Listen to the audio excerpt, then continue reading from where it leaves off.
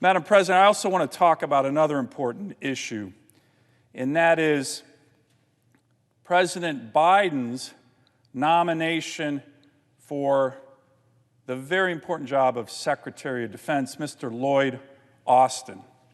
We're going to be voting on his nomination here on the Senate floor in a couple hours.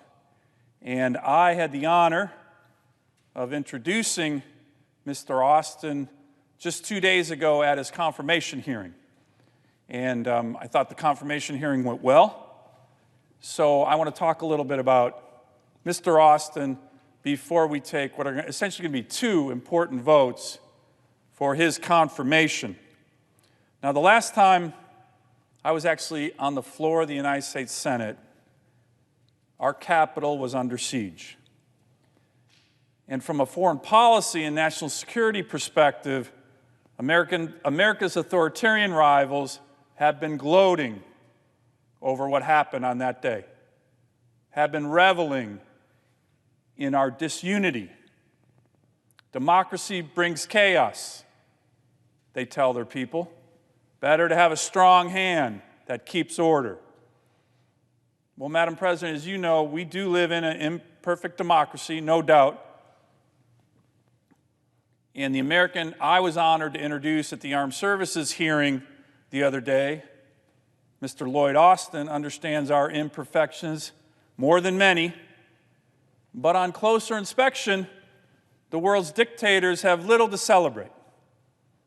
Congress went back to work on January 6th, right here on the Senate floor to count electoral votes. Yesterday, there was a peaceful transfer of power at the top of our government, as there has been since our republic's founding.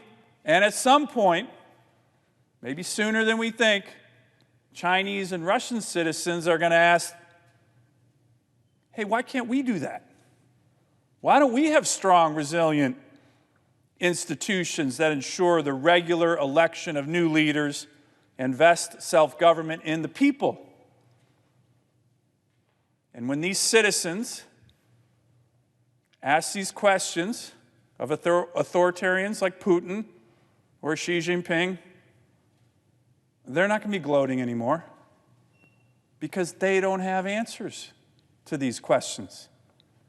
So what does this all have to do with Mr. Lloyd Austin? A lot. Mr. Austin has been nominated to lead one of America's most trusted institutions, the Department of Defense. Many of us have worked hard over the last few years to rebuild our military strength and readiness, but I think we can all agree that there's been too much turmoil at the top of the Pentagon. As its civilian leader, I am confident that Mr. Austin will bring steadiness, leadership, and respect to this indispensable American institution. Now, I got to know Mr. Austin in 2005 and 2006, serving together in an Army-heavy combatant command, conducting combat operations throughout the Middle East. We had what might be referred today as an unequal power relationship. He was a two-star general, I was a major. He had spent years on active duty, I was a reservist. He was a soldier, I was a Marine. I was just one of hundreds of field-grade infantry officers recalled to active duty, deployed in the region during a challenging time for our nation. But when I asked for his time, Mr. Austin gave it. When I had a problem, he listened. And when I asked for help on an important mission, he provided it. A critical hallmark of exceptional leadership, especially for organizations like the Pentagon, is not just how one treats subordinates.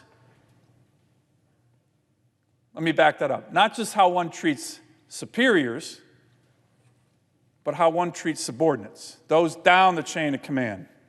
And what I saw was respect and integrity and someone who knows how to get things done in a difficult environment. It is clear to me the core principles of Mr. Austin's life have been duty, honor, country. West Point has done its job.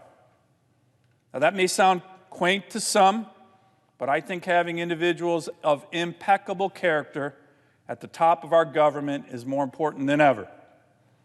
Other than integrity, there's no singular requirement for the difficult job of Secretary of Defense. But as the former director of the Joint Staff and as the former CENTCOM commander, Mr. Austin certainly has insights on critical issues such as interagency budget battles, working with allies, and congressional oversight.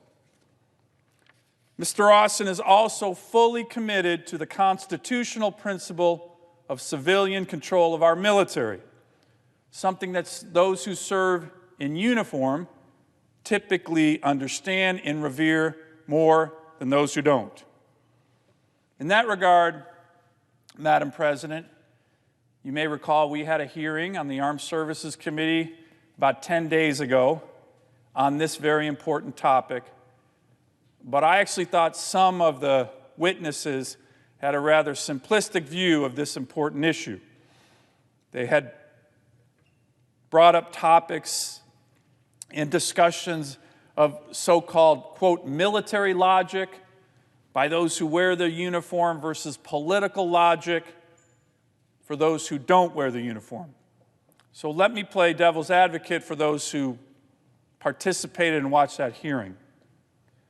The very nature of the confirmation hearing that we had with Mr. Austin just 2 days ago, and indeed the very nature of the transfer of power that we saw yesterday here at the Capitol, is evidence, in my view, that civilian control of the military is not at risk in America.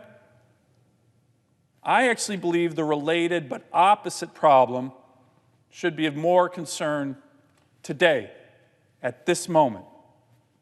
And that problem is no military experience in the top ranks of our government. With the exception of Mr. Austin, no nominee on the incoming Biden administration's national security team has ever served in uniform. With regard to the entire Biden cabinet, only one other nominee has any military experience at all. This is not wise. If confirmed, I'm sure I won't agree with all of Mr. Austin's decisions. But when the inevitable budget battles occur, it will be critical for our nation's security and, very importantly, the military members and their families who serve to have a Secretary of Defense who understands firsthand the very real morale and readiness problems that result from drastic cuts to our military. Something, unfortunately, I think many of my colleagues here in the Senate will be pushing for, and even members of the Biden administration will be pushing for. So let me conclude with this.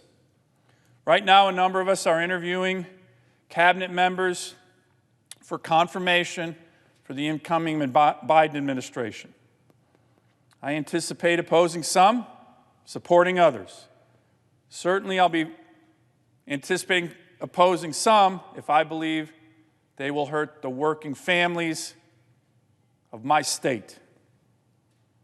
But with regard to Mr. Austin, I am fully supporting his nomination.